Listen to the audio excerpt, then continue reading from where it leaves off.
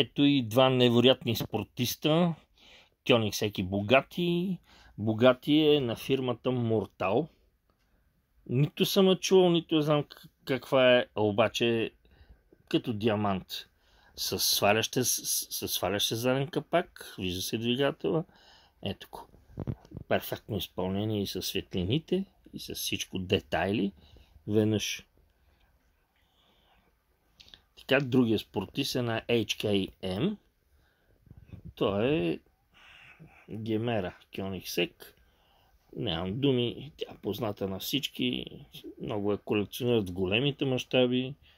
Но тук цветът е убийствен и съответно и изпълнението е превъзходно.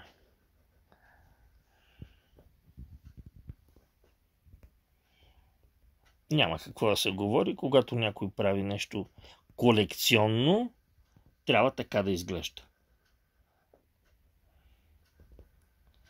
И отново тази прах откъде идва, не знам, още ми ги бърсах, но няма значение.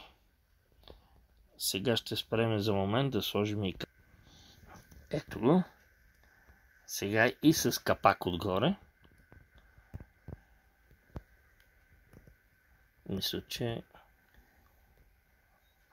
отново две невъзможни бижута от китайците.